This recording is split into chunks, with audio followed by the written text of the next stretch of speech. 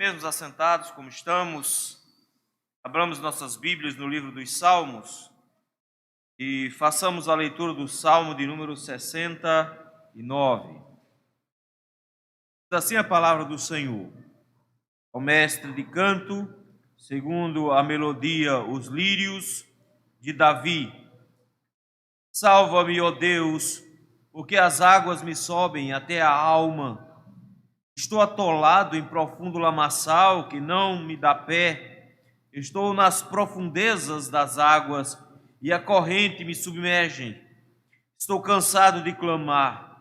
Secou-se-me a garganta, os meus olhos desfalecem de tanto esperar por meu Deus.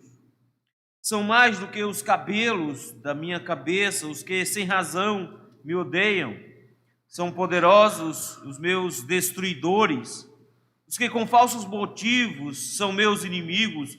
Por isso tenho de restituir o que não furtei. Tu, ó Deus, bem conheces a minha estultice, e as minhas culpas não te são ocultas.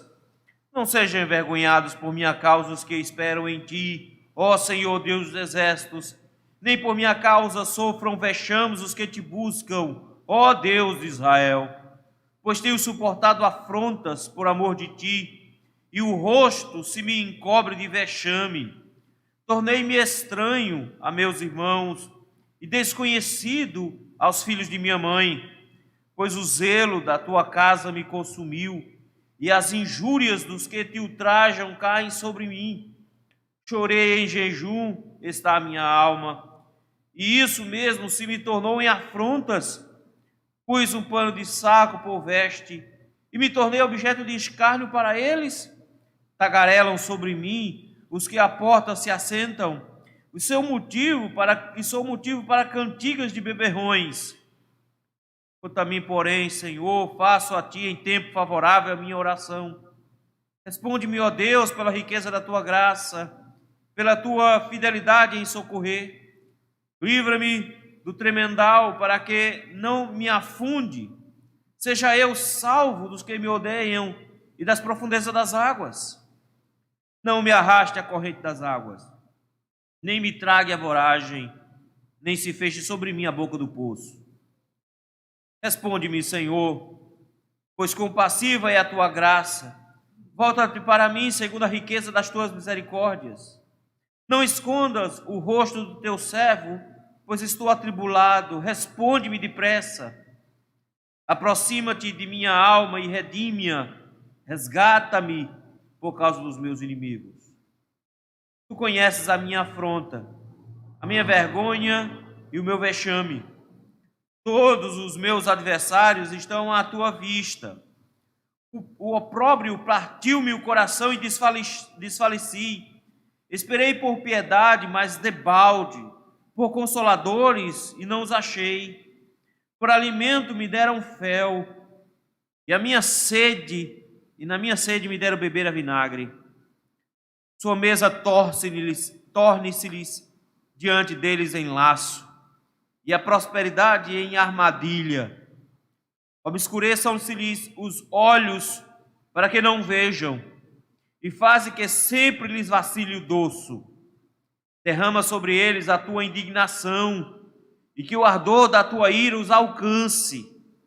Fique deserta a sua morada, e não haja quem habite as suas tendas, pois perseguem a quem tu feriste, e acrescentam dores àquele a quem golpeaste. Soma-lhes iniquidade a iniquidade, e não gozem da sua absolvição. Sejam riscados do livro dos vivos, e não tenham registro com justos. Quanto a mim, porém, amargurado e aflito, ponha-me o teu socorro, ó Deus, em alto refúgio. Louvarei com cânticos o nome de Deus, exaltá-lo-ei com ações de graças. Será isto muito mais agradável ao Senhor do que um boi ou um novilho com chifres e unhas. Vejam isso os aflitos e se alegrem.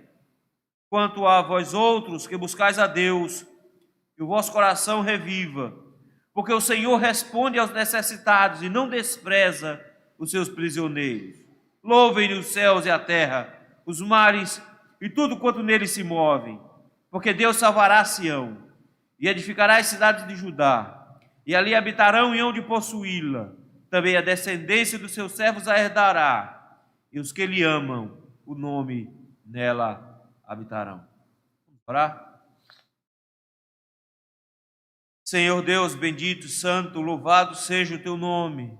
Te agradecemos e bendizemos, Senhor, porque tu és santo, tu és grandioso, tremendo e justo.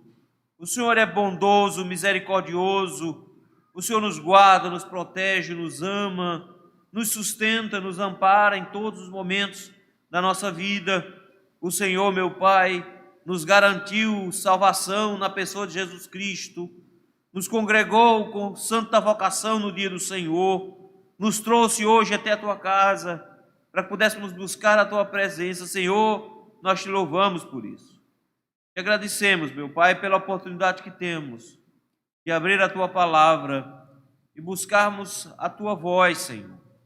Por isso, meu Deus, tem compaixão de cada um de nós e fala conosco nessa manhã, Senhor. Abra o nosso entendimento para entendermos a sua palavra, dá-nos capacidade de discernirmos, meu Pai, o nosso coração e assim, Senhor, sermos orientados por Ti. É no nome de Cristo, Teu Filho amado, que nós te rogamos. Amém.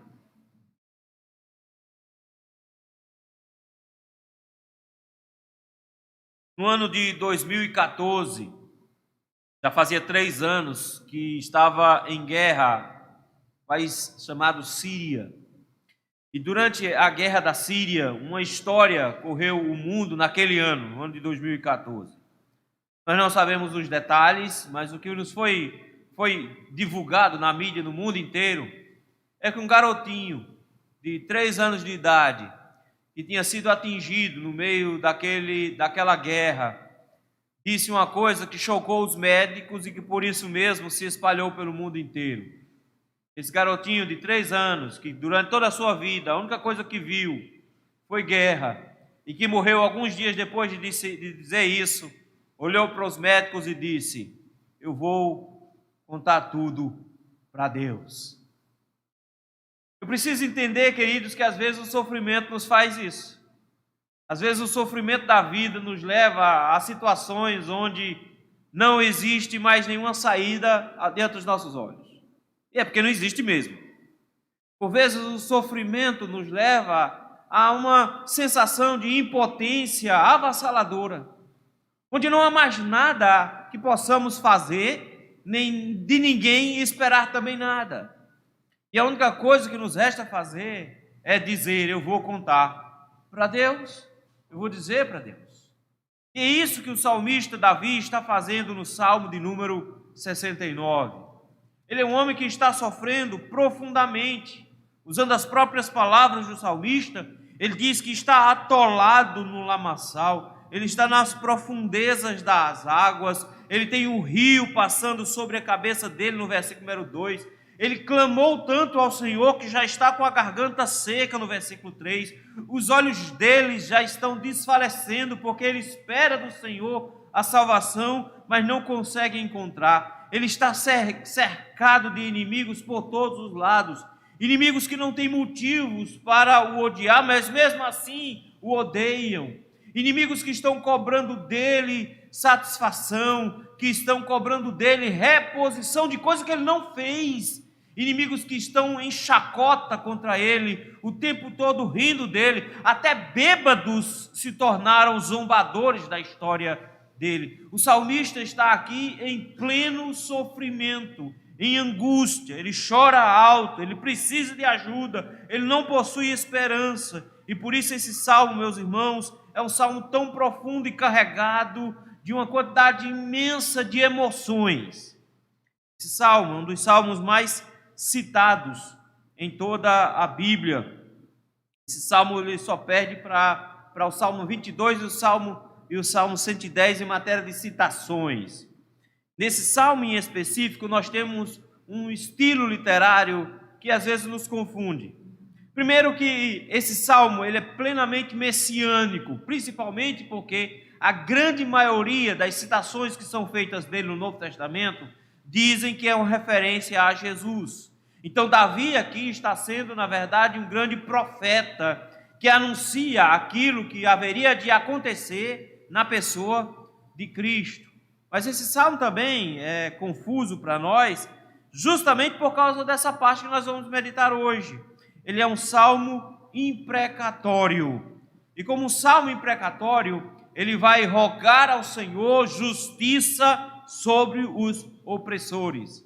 Mas tem uma característica também especial nesse salmo. Assim como ele, o Salmo 69, o Salmo 71, são salmos de lamento. Então ele junta num só pacote o lamento diante da sua tristeza, a queixa imprecatória, pedindo ao Senhor que o Senhor faça justiça, e aponta tudo isso para a pessoa de Cristo no Novo Testamento. Eu já falei isso mês passado, mas a gente precisa lembrar que quando o salmista faz um salmo de lamento, de queixa, especialmente o aspecto imprecatório, ele não está, como nós pensamos às vezes, reclamando da vida. Lamento e queixa nos salmos não é reclamar da vida, não é ficar choramingando, murmurando porque a coisa está ruim. Porque isso não faz sentido nenhum. Ficar dizendo na internet que está ruim não faz diferença nenhuma. Mas o princípio que ele faz aqui é o que todo crente deveria fazer quando a coisa aperta. Ele coloca as suas queixas diante de Deus. Ele coloca as suas lamentações diante de Deus, que é o único que pode resolver esses problemas. E agora aqui, Davi se apresenta como rei de Israel, proclama os seus lamentos e as suas queixas contra os seus inimigos, mas ao mesmo tempo, ele representa também o próprio Rei Supremo de Israel, Cristo, e a própria igreja que padece junto com esse Cristo. De forma que as palavras do salmista se aplicam a Jesus, mas podem também se aplicar a nós. Como dissemos no mês passado, esse salmo pode ser dividido em 3 blocos. E um deles nós já vimos no mês passado, um lamento diante do Senhor. Nós vimos que é possível lamentar diante do Senhor, como nós temos alguns motivos. Quando, por exemplo, os sofrimentos nos parecem impossíveis de ser suportado, quando o abandono parece ser impossível de ser vivenciado, e quando a afronta parece ser impossível de ser suportada, e quando a salvação parece ser impossível de ser esperada. Versículos de 1 a 18. Nós vamos meditar hoje, meus irmãos, do versículo de número 19 ao versículo de número 28. E aqui o salmista muda um pouco a sua tônica. Até então, ele vem lamentando diante do Senhor a sua situação. Ele vem lamentando a condição que ele está. Mas agora, a partir do versículo de número 18, o salmista começa a reagir. E a sua reação é uma reação de queixa, num salmo imprecatório. E é isso que eu gostaria de ver com os irmãos hoje. Nós vimos no mês passado um lamento diante do Senhor. Hoje eu gostaria de ver com os irmãos uma queixa diante do Senhor. O que pode nos levar a queixar-nos diante do Senhor? Em primeiro lugar, quando a vergonha e a humilhação são indescritíveis. Versículos 19 a 21. Olha como é que o salmista começa aqui, o versículo 29. Ele começa de forma muito profunda. Ele começa dizendo assim: olha, o meu problema é vergonha e apreensão. Ele já disse isso no versículo número 7. Eu tenho suportado afrontas, no versículo 7. Ele diz: eu estou coberto de vexame. Ele já colocou lá atrás que ele estava completamente envergonhado e ele estava preocupado com isso. Se você for olhar o versículo 6, ele diz: Senhor, eu não posso esperar que o seu nome seja envergonhado por minha causa. Senhor, que o meu vexame, a minha vergonha não contamine o teu nome. Porque ele está passando por afrontas terríveis. E agora, no versículo de número 19, a primeira coisa que ele nos diz é: tu conheces a minha afronta. Ele chega agora, meus queridos, e diz que o Senhor sabe pelo que ele está passando. Ele usa expressões pesadas, ele diz: o Senhor conhece a minha afronta, o Senhor conhece o meu vexame. Numa sociedade onde os princípios da honra e da moral estão sendo relativizados, a gente pode não entender mais de forma apropriada qual é a situação aqui. Existem algumas maneiras de lidar com o pecado. Uma das maneiras é a culpa, que é uma das formas que nós mais costumamos tratar na igreja. Nós falamos que nós somos culpados pelos nossos pecados. Mas uma segunda maneira que existe de nós lidarmos com o pecado é justamente a vergonha. A vergonha, meus irmãos, é a sensação de que alguma coisa foi feita e que nossa honra e nossa moral foi manchada e que isso nos deixa com dificuldades de encarar o próximo. Notem como é que Adão reage quando ele peca. A primeira reação de Adão não foi de se sentir culpado, mas foi de se sentir envergonhado. Quando o princípio da honra e da moral é muito bem estabelecido no meio de uma sociedade, a vergonha, ela se torna ainda mais forte do que a culpa. Quando a sociedade ela é mais tradicional, a vergonha é algo tão complicado de se lidar, porque a culpa, você ainda consegue pagar essa culpa com alguns anos de cadeia, por exemplo. Mas sabe o que é que não dá para fazer? Tirar a vergonha de ter feito aquilo que fez. Já dizia uma música, por exemplo, lá na década de 60, 70, de Luiz Gonzaga, acho que era 60. Quanto a dar dinheiro para nordestino, lembram? Dar esmola nordestino. Ou vicia o cidadão, ou mata de vergonha. Porque naquela época a vergonha era uma coisa muito forte, levava homens à guerra, levava homens a matar e levava homens a morrer. O que o Senhor nos coloca aqui, que a vergonha para ele era uma coisa muito importante, que passar por vexame para ele era uma coisa muito importante.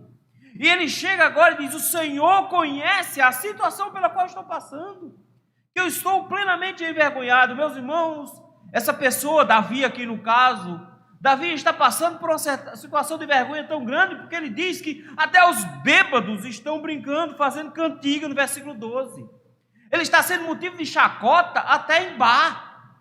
Quando alguém chega a ser motivo de chacota em bar, significa que essa pessoa está passando por uma vergonha tão absurda que até as pessoas com menos qualificação na sociedade, até os papudinhos, estão tirando onda com ele. O salmista diz: Senhor, o Senhor conhece a minha situação. Eu quero que você note as expressões. Tu conheces a minha afronta e a minha vergonha e o meu vexame. 3 palavras para dizer a mesma coisa.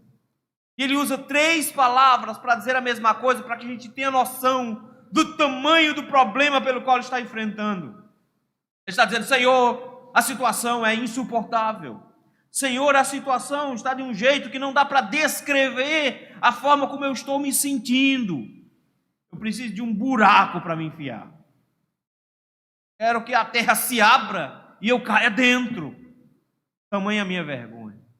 Mas da mesma forma como Deus conhece a situação de vergonha, vexame e afronta do salmista, no versículo 19, Ele conhece quem está praticando isso. Ele diz: todos os meus adversários estão à tua vista. Diz: o Senhor conhece cada um daqueles que estão me maltratando. Note, queridos, que ele olha para o conhecimento que Deus tem da situação e se apropria disso. Ele diz: eu sei que o Senhor está vendo. Eu sei que o Senhor conhece com profundidade os detalhes da minha vida. E porque o Senhor conhece todos os detalhes da minha vida, eu posso expor ao Senhor, porque o Senhor compreende exatamente pelo que eu estou passando. Ah, meus irmãos, isso aqui é especial, porque isso aqui nos lembra de que nós temos um sumo sacerdote que se compadece de nós exatamente porque ele passou por todas as situações pelas quais nós também passamos. Hebreus capítulo 13. De forma, queridos, que ele diz aqui: eu sei que o Senhor conhece toda a minha situação, eu sei que o Senhor se identifica comigo, e por isso eu posso expor ao Senhor essa minha queixa, eu posso expor ao Senhor esse meu problema. E aí então ele abre completamente seu coração no versículo número 20. Versículo 20 ele diz: a afronta, a vergonha e o vexame estão me destruindo, o opróbrio partiu-me o coração e desfaleci. Ele é completamente franco aqui. Ele abre completamente o seu coração e diz: Senhor, está pesado demais, está difícil demais, porque o meu nome está na lama, minha reputação se acabou. As pessoas estão me xingando o tempo inteiro, a tal ponto que agora o meu coração se tornou tão machucado, tão magoado, eu estou com o coração partido, e a expressão que ele usa é: eu desfaleci, eu perdi as forças. Notem, meus irmãos, que esse homem está sofrendo uma série de afrontas que está tirando dele a força para viver. Não só isso. Sabe o que mais assusta o salmista? É que ele, passando por essa situação, não tem ninguém para ajudá-lo. Olha o versículo. Esperei por piedade. Eu esperei que alguém tivesse pena de mim. Eu esperei que alguém se compadecesse dessa minha situação. Pelo menos alguém viesse me dar algum tipo de consolo. Disse: no entanto, o que aconteceu? Nada, mas debalde. Não apareceu ninguém para consolar. Não apareceu ninguém para me ajudar nessa hora. Meu nome está na lama, eu estou plenamente envergonhado, todo mundo está tirando onda com a minha cara e não existe ninguém que tenha pena de mim. Olha como é que ele termina o versículo. Eu esperei que alguém viesse me consolar. Eu esperei por consoladores. No entanto, o que aconteceu? Ele diz: eu não achei quem me consolasse. Queridos, cada uma dessas expressões dos versículos 19 e 20, elas apontam justamente para a situação de Jesus. A crucificação de Cristo foi o ato mais vergonhoso pelo qual ele passou. Eu sei que quando a gente olha para os filmes, a gente enxerga somente o sofrimento físico. A gente olha para os filmes e pensa quanto ele apanhou, quanta dor ele suportou. Mas não nos esquecemos, queridos, de que muito mais forte e agressivo do que as pancadas que ele tomou foram os xingamentos pelos quais ele passou. Desde os soldados que batiam nele, batiam e o chamavam de rei dos judeus. Fizeram uma coroa de espinhos justamente por causa de chacota. Colocaram um pano, uma túnica sobre as suas costas, uma túnica de rei, justamente para que ele parecesse ser um rei, para fazerem chacota. Ele foi arrastando a sua cruz pelas ruas estreitas de Jerusalém e o povo ia fazendo chacota. Estando ele já grudado na cruz, com suas mãos e os seus pés perfurados, os homens faziam chacota, dizendo: você salvou a muita gente, então salve a ti mesmo, desça da cruz. Enquanto ele clamava dizendo: Deus meu, por que me desamparaste? As pessoas xingavam ele dizendo: clamou por Elias, então que Elias venha libertá-lo para tirá-lo daí. Ele olha para baixo e não tem nenhum dos seus discípulos por perto. Todos eles fugiram. Na noite do Getsêmani, todos fugiram, todos correram. Até João correu nu, mas correu. Com ninguém. Naquela mesma noite, Pedro o negou 3 vezes. Todos o seguiram de longe. Apenas algumas mulheres estavam próximas, mas ninguém podia consolá-lo. Eu sei que quando você vê o filme, Jesus está enrolado num paninho, mas naquele dia não foi assim. Naquele dia, ele teve a sua roupa rasgada. E não tinha paninho, não. Estava completamente nu. Já sonhou com isso? Já teve um sonho nu na escola?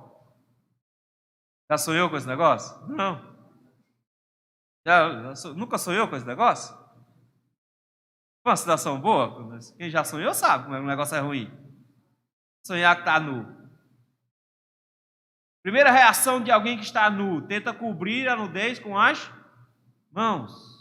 Como é que estão as mãos de Jesus? Abertas.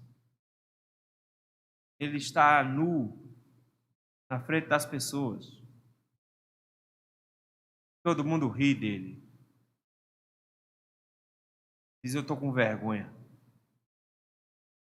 Minha vergonha é quase insuportável.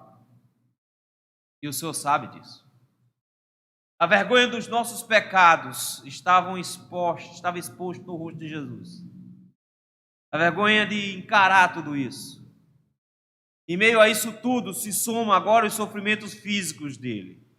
Porque versículos 21 e 22 são claramente expressões do que vai acontecer em Mateus capítulo 27, em Marcos capítulo 15, em João capítulo 19. Porque o texto diz assim, que ele por alimento deram a ele fel. O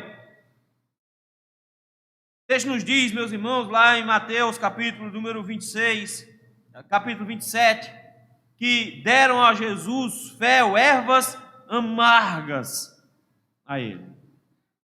E João, capítulo de número 19, vai dizer que ele, para cumprir-se as escrituras, disse: tenho sede, e deram a ele de beber vinagre.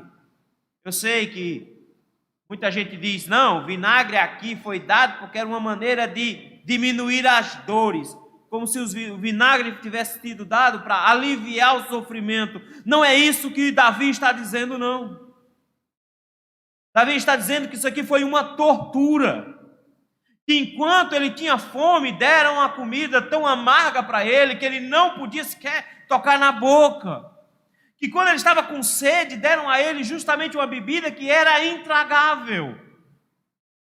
Queridos, ele foi torturado, ele sofreu, ele foi angustiado, porque esses homens maus estão contra ele. E por isso mesmo ele olha e diz: a humilhação chegou a um nível que está insuportável, não dá nem para dizer o que foi isso. Como eu falei, Hebreus capítulo 4 nos diz, do versículo 15 ao versículo 16, que nosso sumo sacerdote entende nossas fraquezas, enfrentou as mesmas tentações que nós, mas nunca pecou. Por isso mesmo ele diz: assim aproximemo-nos com toda a confiança do trono da graça, onde receberemos misericórdia e encontraremos graças para nos ajudar quando for preciso. Notem, queridos, Jesus passa por toda essa situação. O que Davi está fazendo é apontando para os sofrimentos de Cristo, para a vergonha com a qual ele enfrentou a cruz, para os sofrimentos físicos que ele enfrentou lá na cruz, para nos lembrar, queridos, de que não existe sofrimento pelo qual nós passamos no mundo, não existe situação difícil, de vexame, de vergonha, pela qual nós venhamos a passar no mundo, que não valha a pena por aquele que enfrentou muito maior vergonha do que qualquer um de nós. Por isso mesmo que a Escritura nos convida a sermos afrontados por ele. Que nós deveríamos ir até fora de Jerusalém, o autor aos Hebreus diz, e receber sobre nós o seu vitupério. Que nós deveríamos nos alegrar quando fôssemos afrontados. Mas que é preciso nos lembrar, queridos, que nós não podemos ter vergonha do Evangelho, mesmo que as pessoas venham a nos afrontar, venham a nos envergonhar e nos causar vexame. Nosso sumo sacerdote enfrentou uma situação ainda pior do que a nossa. Nós podemos suportar os sofrimentos por causa disso. Uma queixa diante do Senhor, que pode nos levar a queixar-nos diante do Senhor. Primeiro, quando a vergonha e a humilhação são indescritíveis. Mas, em segundo lugar, quando o juízo e a vindicação precisam ser aplicados. A partir do versículo de número 22, a oração fica bem pesada. O clima fica feio e por isso mesmo existe algumas dificuldades para enfrentar. Um estudioso do Antigo Testamento, um britânico chamado Frank Derek Kidney, ele diz uma coisa interessante, ele diz: o salmo inteiro está falando sobre a paixão de Cristo. Vários versículos apontam para isso, versículo 4, versículo 9, versículo 21, que a gente acabou de ler. Vários textos nesse salmo foram replicados no Novo Testamento, falando justamente de Jesus. Mas parece que dos versículos 22 até o 28, é justamente o oposto, é isso que Kidney diz. O que está acontecendo aqui é um contraste. Porque enquanto Davi, baseado na justiça, clama para que Deus destrua os seus inimigos, o que Jesus fez na cruz foi justamente o oposto. Ele orou dizendo: Pai, perdoa, porque eles não sabem o que fazem. Então parece que o que Davi está fazendo aqui é o oposto do que Jesus fez. E aí fica estranho, porque o salmo inteiro é a declaração das emoções de Jesus. Mas de repente, versículo 22, parece que é o oposto do que Jesus está sentindo. Por isso eu prefiro concordar com um pastor presbiteriano inglês do século XVII, chamado Matthew Henry. Ele diz uma coisa interessante, diz: o que Davi está fazendo aqui, com sua oração imprecatória, é profetizando aquilo que haveria de acontecer, que Deus iria fazer quando fosse vingar a Jesus Cristo. É bem verdade que Jesus orou dizendo: Pai, perdoa-lhes, eles não sabem o que fazem. E isso aconteceu algumas semanas depois. Depois que Cristo morre, 40 dias ele fica ainda entre os seus, e depois é assunto aos céus. E lá em Atos capítulo 2 nos diz que quando Pedro pregou, uma pequena multidão se converteu, se rendeu aos pés do Senhor. A oração de Jesus estava sendo atendida naquele dia. O Senhor estava perdoando o pecado da multidão que tinha dito: crucifica-o, crucifica-o. Mas esse texto não está apontando para algumas semanas depois da crucificação. Esse texto está clamando por 40 anos depois da crucificação. No ano 70, uma pequena rebelião em Israel se levantou. E eles se levantaram contra Roma. E Roma tinha um costume que quando uma cidade começava a ensaiar uma rebelião, eles iam lá e acabavam com a rebelião imediatamente. E eles precisavam deixar um recado muito claro para que a todas as outras cidades do mundo que estavam debaixo do poder romano não imitassem aquele exemplo. E a maneira como eles tinham de fazer isso era deixar para cada cidade rebelde um exemplo máximo para o mundo. E por isso eles destruíam, eles matavam tudo que encontravam pela frente e derrubavam e queimavam a cidade inteira. E no ano 70, Roma invade Jerusalém, destrói toda a cidade, matou tanta gente, mas tanta gente, que o sangue se espalhou pelas colinas, de forma que se fala de áreas encharcadas de sangue. Queimou a cidade completamente, derrubaram o templo inteiro, os soldados arrancaram o alicerce do templo, e a única coisa que sobrou foi uma parede só, que ainda hoje está em pé, lá em Jerusalém, chamada Muro das Lamentações, que é a parede mais externa do templo, porque o que tinha no meio, eles derrubaram tudo naquele dia. E depois daquele dia, Israel foi espalhado por todas as nações, de forma que, desde aquela época, lá no ano 70 da era cristã, eles vieram se reunir de volta agora no ano de 65 para 75, depois da Segunda Guerra, quando eles voltaram e habitaram de novo o território. Olha o tempo. É isso que o salmista está fazendo aqui. Olha o que ele está pedindo. Olha as coisas. Ele diz assim: eu queria comida, eles me deram fel. Queria bebida, eles me deram vinagre. Ele chega agora e diz: então tá bem, eu vou pedir por aquilo que eles me deram. Versículo número 28. A comida deles, a mesa deles. Senhor, transforme a mesa deles em laço. Alguns olham para esse texto e dizem assim: o que ele está pedindo é que na festa do sacrifício, quando haveria uma refeição festiva no sacrifício, o Senhor transformasse aquela reunião festiva do sacrifício em um laço contra eles, de forma que eles se apegassem cada vez mais à religião e não olhassem para Jesus. Mas eu olho para esse salmo, principalmente esses versículos, todos eles muito como paralelismos sinonímicos, onde você tem duas frases dizendo a mesma coisa. E a segunda frase que tem no versículo número 22 é: a prosperidade deles seja tornada em armadilha. Então a expressão laço e armadilha são a mesma coisa. Então eu presumo que mesa e prosperidade também sejam a mesma coisa. O que ele está dizendo então é que o Senhor transforme os prazeres que eles possuem com comida, que o Senhor transforme as coisas boas que eles têm na vida em um laço para que eles não olhem para Cristo. Que a prosperidade, que a comida com a qual eles se agarram, seja esse o laço para que eles não olhem para as coisas espirituais. Que eles não vejam as coisas espirituais. Mas não só isso. Versículo 23. Que o Senhor tranca os olhos deles. Obscureçam-se-lhes os olhos para que não vejam. E faze que sempre lhes vacile o dorso. Esse versículo 23 aqui, a parte inicial do versículo, que fala que os olhos deles fiquem obscurecidos. Paulo vai usar esse mesmo versículo em Romanos capítulo 11, versículos 9 e 10, para falar do povo judeu, dizendo que o Senhor os cegou, de que eles não conseguem ver a Cristo, porque o Deus deste século cegou o entendimento deles. De forma que a oração do salmista aqui se expressa quando Paulo diz: e realmente eles estão cegos, eles não conseguem ver Jesus, eles não conseguem contemplar Jesus, porque a oração de Davi foi atendida. Realmente, o Senhor transformou a prosperidade deles num laço.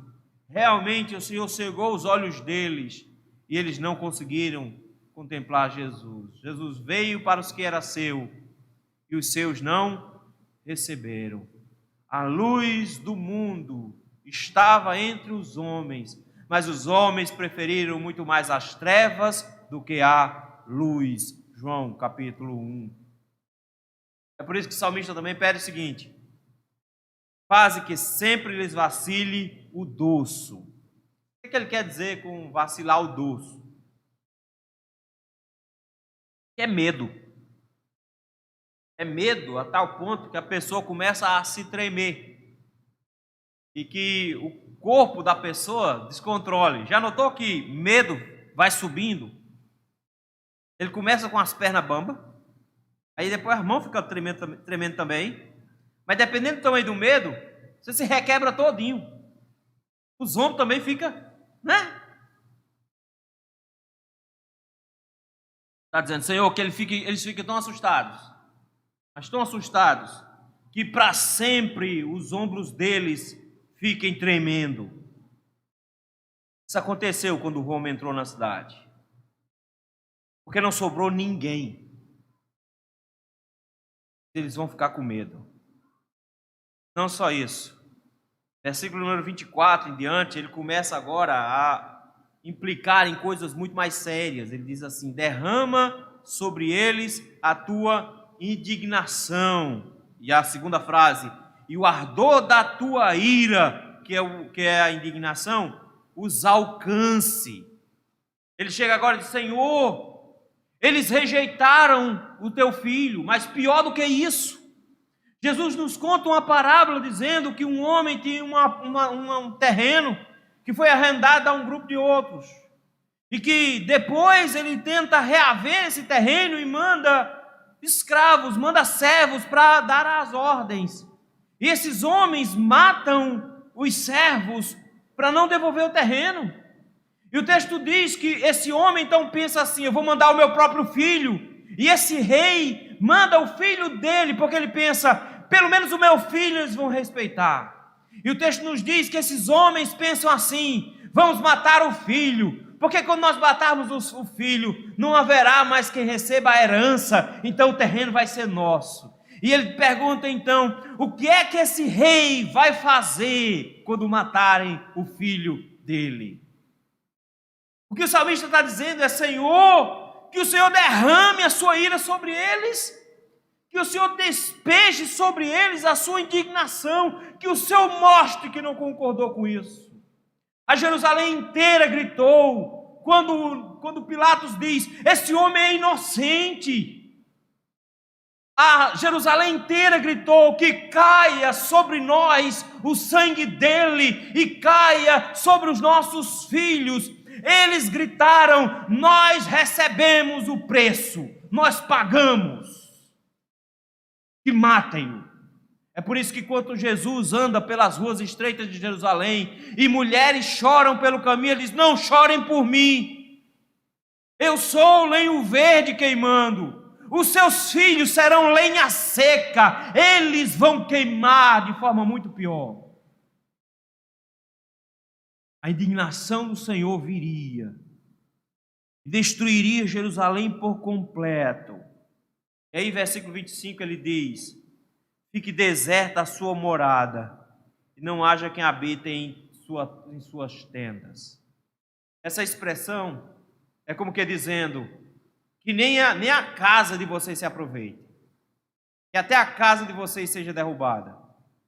É uma coisa interessante. Pedro, no capítulo 1 de Atos, versículo 16, vai aplicar esse texto a Judas. E vai dizer que foi Judas que, por ser um suicida, por ter traído o Senhor e se matado, Judas, ele teria a sua terra dada a outro, a sua casa dada a outro, que ninguém ia morar lá.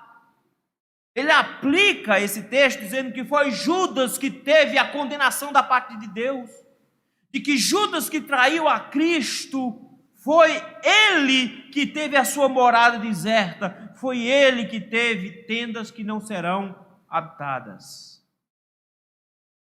Mas por que ele está pedindo essas coisas tão terríveis, não é? Está pedindo ira do Senhor sobre essas pessoas. Por que ele está pedindo isso? Versículos de 26 a 28. O que eles fazem? Pois perseguem a quem tu feristes. Qual é o problema deles? É que eles estão chutando cachorro morto.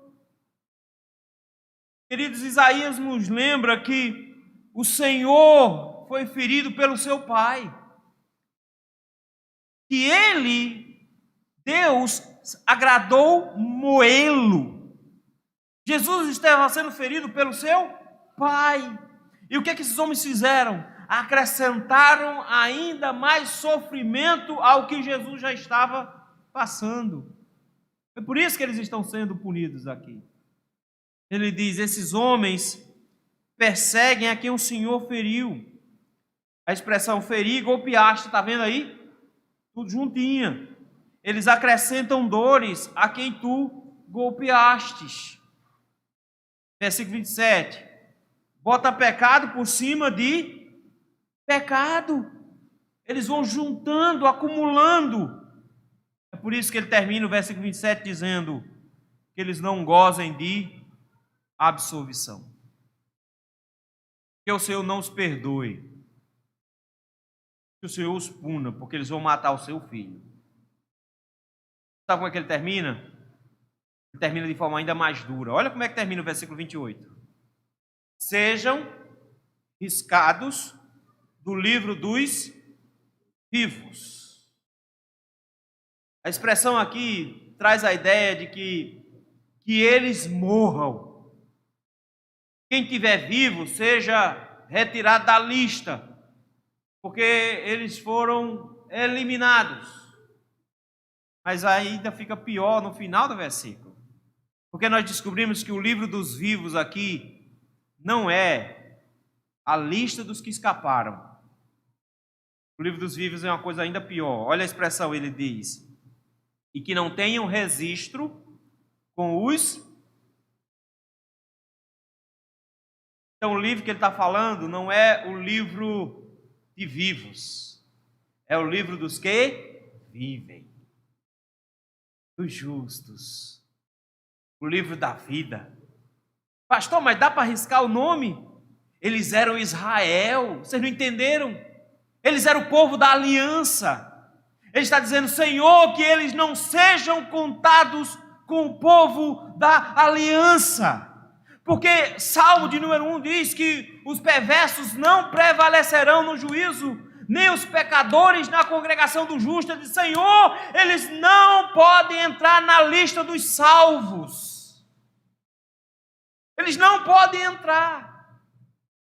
Não permita que o nome deles esteja no livro da vida. Por isso que Apocalipse vai dizer que só entra no céu aqueles que estão com o nome escritos no livro da vida. Porque o nome dos eleitos está registrado lá. Ele chega agora e diz, Senhor, eles são o povo da aliança. Eles são de Israel. Eles não devem ter o nome deles nessa lista. Não os conte como seu povo. Coisa dura ele está dizendo. Ele está dizendo, Senhor, que para eles não haja salvação. Que eles se percam, se destruam. E é justamente isso que acontece. Eles rejeitam a Cristo. Eles afrontam a Cristo. Eles trazem vexame sobre Cristo. Deus deu um último respiro de graça nos textos do capítulo 2 até o capítulo 6 de Atos. O Senhor nos mostra como o Senhor ainda salvou muita gente em Jerusalém, de como Ele ainda trouxe o restinho que sobrava, mas o resto, eles estavam de forma impiedosa, rejeitando ao Senhor. E não se engane, meus irmãos, o texto nos mostra a oração de Cristo também para todos aqueles que o rejeitam ainda hoje. É isso que deve esperar aqueles que rejeitam a Jesus.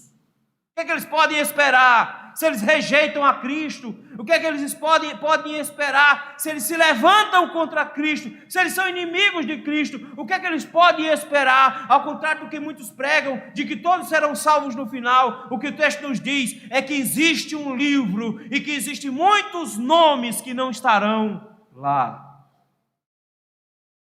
E o Senhor transformará os prazeres deles em laço.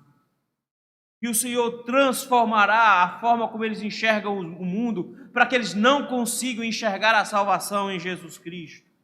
E que o Senhor os guardará para o dia eterno, quando Ele derramará de forma definitiva a sua indignação, a sua ira. E que no final Ele irá destruí-los de forma plena, de maneira que não sobrará nada. Porque eles rejeitam a Cristo. Porque eles comparecerão diante do tribunal de Cristo, rejeitando a Cristo. Eles não receberão a salvação. O que é que nós podemos tirar como lição do texto que nós acabamos de ler?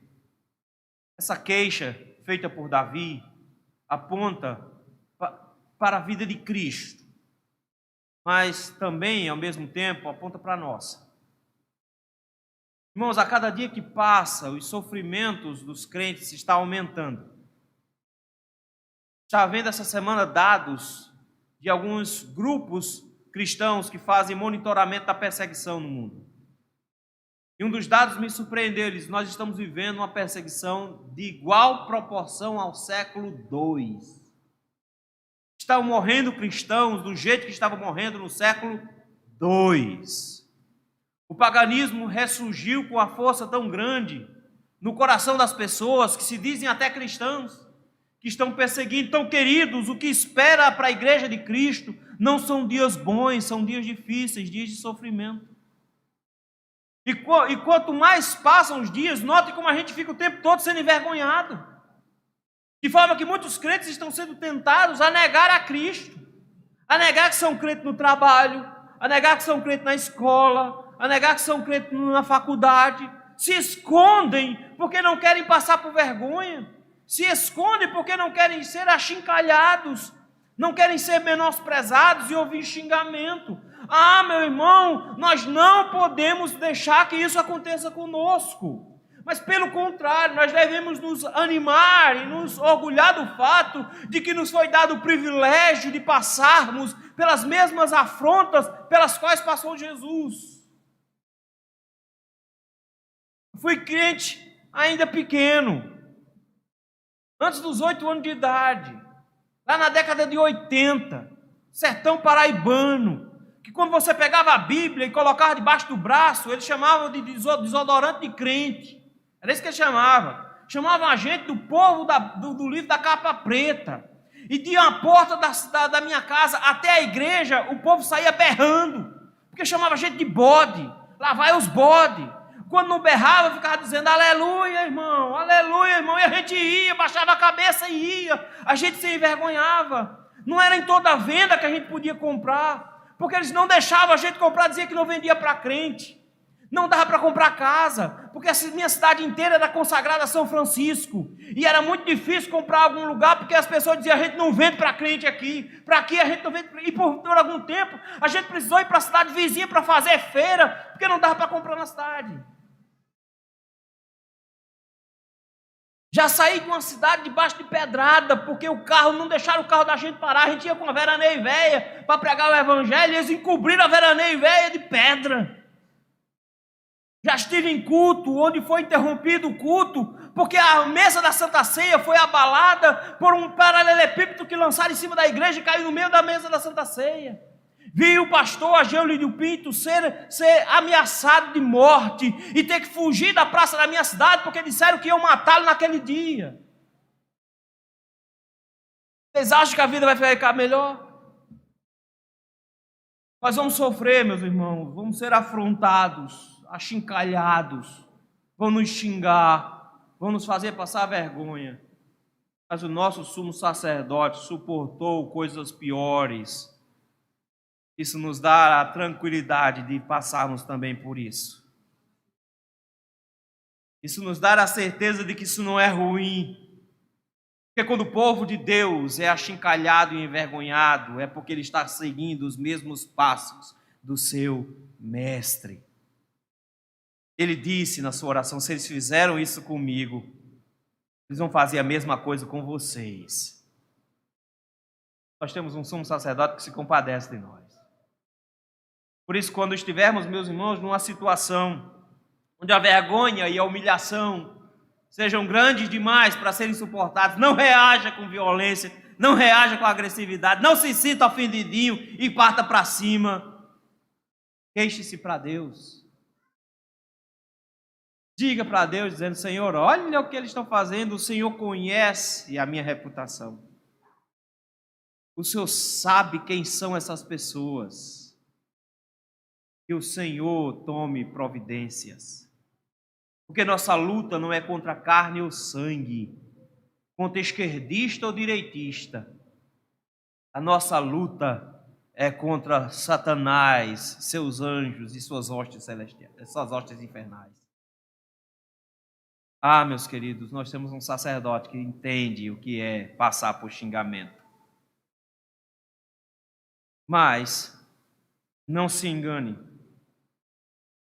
Mesmo que você entenda que sofrimentos podem partir o seu coração, o texto não fica aí. O texto nos fala também, queridos, de que alguns serão rebeldes para sempre. De que alguns se juntam não aos que sofrem, mas aos que provocam sofrimentos. Então não se enganem, que esse salmo é também um alerta máximo contra aqueles que desejam continuar em rebeldia contra Deus. Não importa quantos anos você tem de igreja. Se você faz parte do grupo que não aceita, não se rebaixa à vontade de Cristo. Se você faz parte do grupo que busca uma religião só sua. Se você faz parte do grupo que mesmo que se diga cristão, que se levanta contra outros cristãos quando eles erguem a voz do Senhor, porque não se assustem. Você posta alguma coisa na internet sobre Bíblia, sobre a vontade do Senhor, em 5 minutos tem uma tonelada de crentes dizendo o oposto. Eles são rebeldes contra Deus, eles são rebeldes contra Cristo. Eis a grande ameaça que o Senhor faz contra eles. O Senhor vai transformar a prosperidade deles em armadilha. O Senhor vai se erguer contra eles, eles vão ficar cegos, eles não vão ver a enrascada que estão se metendo, eles não vão ver a pessoa de Jesus Cristo como Salvador, e o Senhor está os guardando para o dia da sua indignação, e o Senhor vai derramar a sua ira sobre eles, porque o nome deles não está no livro da vida. Se você se encontra entre os rebelados contra Deus, entre aqueles que impõem sofrimento ao povo de Deus, xingam os crentes, você está entre aqueles, entre os que fazem chacota do povo de Deus, se prepare para encontrar o Cristo que disse para Paulo: eu sou Jesus a quem tu persegues. Se prepare para encontrar com Ele.